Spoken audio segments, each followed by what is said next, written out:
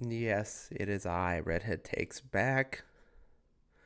After 3 months of not doing long form videos, we are now a month away from the NFL season, and now it's time to review and preview every division in the NFL.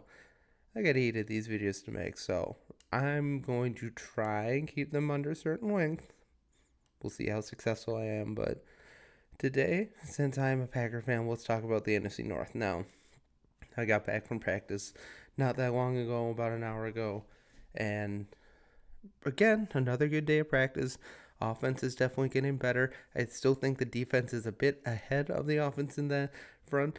Jordan Love still needs to work a little bit. I mean, he's very accurate in everything, but just some things need to be worked out with just the ability to finish on the 2 minute drive. But let's start off with who I think, of course, is going to start and win the division. It's going to be the Green Bay Packers. But before we get to that, let me know what you think down in the comments below. Share, subscribe, all that. Been releasing videos in the practice. I got more to release, but I found out today that if you do more than 8 shorts, YouTube starts to not show your stuff as much. So I was getting over 500 views for all of them to 1,000 views. And all of a sudden I released another one and it got less than 5 views. So I don't know, riddle me this, the wonders of YouTube. But today, for first place this year, the Green Bay Packers will be back on top as Kings of the North. Jordan Love, I expect, will have an MVP type season. That doesn't mean he's going to be the MVP, but I think he's going to be in top 5 in MVP voting. I think Josh Jacobs will still have as good of a season as he did last year. I mean, look at despite the usage that he's had, he's gonna continue to get the ball, and we'll see who's gonna be the second round or the second string running back. Probably gonna be Chris Brooks at least until Emmanuel Wilson returns. And then you still got Christian Watson, who will probably be back mid-November, I would think. Matthew Golden, it looks everything the part. He looks amazing. He looks like he can do it all, run every route. He's a deep threat. He has really good hands, and just he is finally the first number one wide receiver the Packers have taken since 2002, and he looks as every bit the part. Romeo Doubs probably going to be number 2. Jaden Reed will probably be 3. And, I would have thought Dontavian Wicks was going to be really big this year, but he's still hurt. We'll see if he comes back, but, I mean, if he doesn't come back soon and start playing, he's going to lose his spot. I would have expected Dontavian Wicks to be number 2 this year, but he hasn't played enough, and he's still hurt, and he could very well lose his spot to Matthew Golden. Right now, I'd say Romeo Doubs is number 1, then Matthew Golden, then Jaden Reed, then Dontavian Wicks, and so on and so forth. But Packers, once again, have a great receiving core. Of course, Tucker Kraft is going to have a big year. Musgrave looks to have a good part. We'll see what Jordan Morgan can do. I would advocate keeping it at guard because he looks a lot better there. And they have a great offensive line. Their defense is going to be much improved, even where it was from last year. I expect the top 10 defense again. Edrin Cooper has Defensive Player of the Year vibes, or at least close to there, all over him. And of course, their secondary is going to be a little strained, but Micah Robinson made some good plays in practice this week. Bo Melton is coming along nicely at corner. Javon Bullard is still there. Carrington Valentine, although he's been beat a couple times, looks good. The Packers have all the recipe to be the number 1 overall in the NFC and Kings of the North once again. But you still, whenever you watch Matt LaFleur interview, every time you think, he keeps saying, guys just got to be consistent. Like, I know you said that all last year. Guys got to be, not make the same mistake twice. But it seems like guys still make the same mistake twice, and nothing seems to change. But regardless, despite the hard schedule, Packers are going to be probably 3 and 3, 4 and 2 in the NFC North. I'd probably say that convincingly. They're not going 1 and 5 again. Sorry, Bears fans who think that they're going to jump the Packers and the Packers are going to be at the bottom. It's not true. It's more than likely the Bears and the Vikings are going to be at the bottom. But next we go to number 2, the Lions. I still have the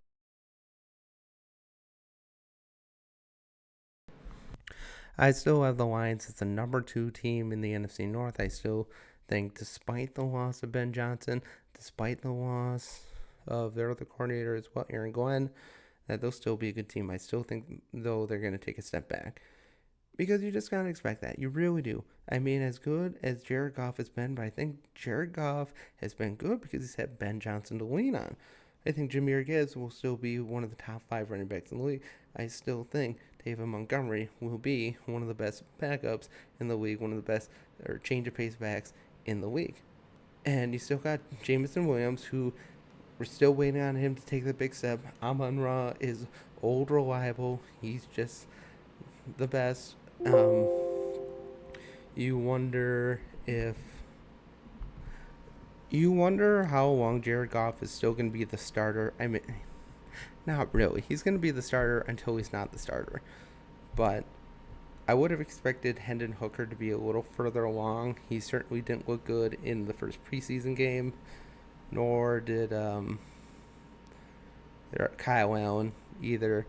So, I mean, Jared Goff is still going to be there until he's not there. But I do expect him to fall off a little bit. Even though he was as reliable as you can be, it certainly didn't show in the playoff game. That is certain. But our offense is going to still be just as good while still taking a step back. The big thing that's going to take a big back step for them, so lots of Frank Ragnow and Kevin Zeitler. Those are 2 offensive linemen that you just can't replace just like that. And by all accounts, they really haven't. I think they'll still be fine there offensively along the offensive line, but Frank Ragnow was a fucking stalwart. Kevin Zeitler was an underrated guy that, yes, has bounced around teams, but wherever he's gone, he's been absolutely fantastic. Now, their defense, even with Aaron Glenn last year, they were in the lower half of things. I know they were injured, but come on. How you cannot blame injuries for everything. I know they were very depleted last year, but even if they were fully stocked last year with all their guys, Washington is still winning that game. Washington is still beating them. Maybe not as handily, but Washington is still winning that game. I'm sorry. No, there was no stopping Jaden Daniels last year until he came up against the Eagles. I mean, you still got Kirby Joseph.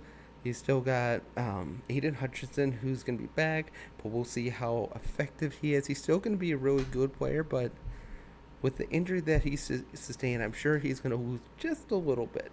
I don't think he'll ever fully return to his full-on form that he was going into his injury last year, but maybe he will. Maybe he'll prove me wrong, but it's just one of those injuries that you lose a step just a little bit.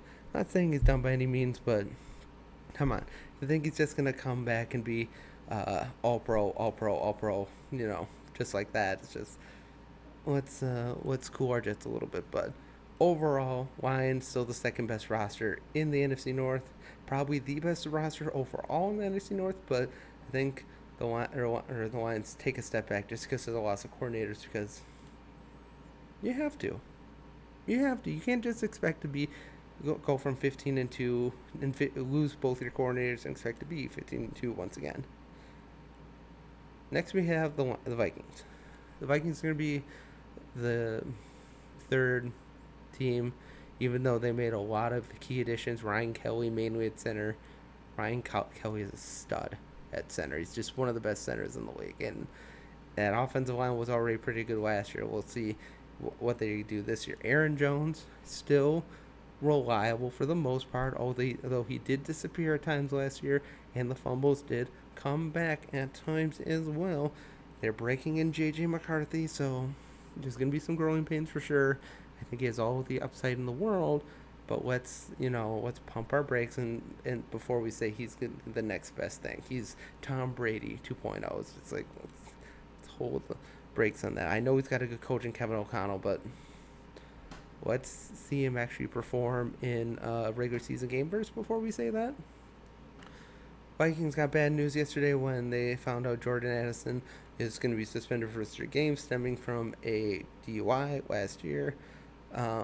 Again, like I said in my short yesterday, hopefully he gets the help that he needs, and hopefully that's just a one-off thing, because the Vikings always seem to have character issues with their wide receivers, especially. Yes, it is a character flaw to have a DUI. It just is. But offensively, still going to be great. I mean, you still got the best, arguably the best one or two wide receiver in the league. You still got a great offensive line. We'll see what McCarthy can do. Their defense is still stacked from top to bottom. Although, like usual, when they get to um, big games, Brian Flores' defense gets torn apart like last year against the Rams. Now, I think the Vikings have a good shot to maybe, just maybe, finish second if McCarthy turns out to be what everybody thinks he's going to be. But let's see them in action first. But Vikings probably going to split with the Lions. Probably going to split with, well, maybe split with the Packers. Oh, they should beat the Bears twice because the Bears are terrible. They're just a trash team. And yeah, the Vikings, if it doesn't work out for JJ McCarthy, I can see them in fourth. I don't think it's likely, because I think at the very least, JJ McCarthy will be in the middle of the league in terms of quarterbacks, which is not a bad place to be, because you could definitely be a lot worse off. But anybody thinking JJ McCarthy is going to be top 10, top 5 this year is just like, let's see some action first before we get to that point. But I think he definitely has the makings of a future star for sure. I really do. I really do. Like, he's just consistent. He doesn't make a lot of mistakes, and he looks the part. He does. Now we get to our last place team, and again, pulling up the rear is going to be the Bears. Now, yes, again, the Bears made so many additions. Their offensive line is completely different. Oh my God. Yeah, they just got older. They got older. The Chiefs gave up on Tooney because they wanted to save cap space. That doesn't mean that he's just going to be, he's just going to be amazing with the Bears. It's like, the Chiefs thought they were better off without him than paying him. Okay, that doesn't mean the Bears got a fucking steal. Jonah Jackson has been good in the league. He didn't have the best year with the Rams last year. I'm sorry, I forgot what their other offensive line addition, but I mean, by all accounts on paper, their offensive line should be great. But how many times have we looked on paper at the Bears' offensive line and said, they're going to be great? They're going to be great, and then they aren't. But as bad as the offensive line last year wasn't all their fault, because you still got Caleb Williams at quarterback. All the talent in the world, man. All the talent in the world. But then you see his behavior on the field, throwing temper tantrums when he can't get the ball in the hole. you see him just acting like a petulant child when he doesn't get his way. It's not a great sign.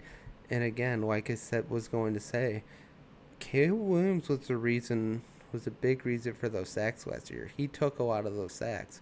It wasn't all purely the offensive line. He took a lot of those sacks, but no one gives him shit for it. They don't. And by all accounts, I think Caleb Williams is in for another 3,500-yard season, probably 28 touchdowns. Interceptions will go up probably to around 8 or 9, 10 maybe.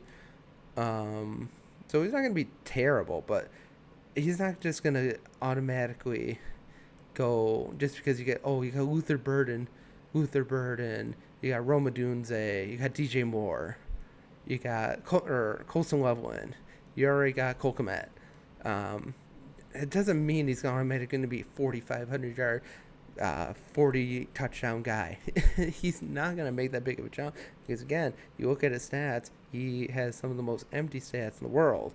Because for as good as he was, you look at a lot of his stats, and a lot of his stats are against bad teams, garbage time. And then when you put him up against good teams, it's not like he throws a lot of interceptions. He's just not very accurate, which is the cardinal sin when it comes to quarterbacks. But their defense is going to be good. Kyler Gordon, one of the best cornerbacks in the league. Maybe, just maybe, for their sake, Jaquan Brisker will finally be able to stay healthy for most of the year. And most importantly, I think their big addition from a couple years ago, Montez Sweat, needs to show up. He needs to bring his game that he brought from Washington, because he clearly left that game in Washington. As soon as he got paid, he's been okay, but his sack numbers have fallen off a cliff. So the Bears are going to, retain some of that monsters of the midway swagger in their defense. Montez Sweat is going to have to lead the charge, and it remains to be seen if he can do that. But let me know what you think down in the comments below. Packers first, Lions second, Vikings third, and Bears fourth. Those are the standings at the end of the year. This year, and the Packers may very well be in that Super Bowl. I think at the very least it's going to be Packers-Eagles in the NFC Championship game. But let me know what you think. Otherwise, have a great day, and as always, God bless.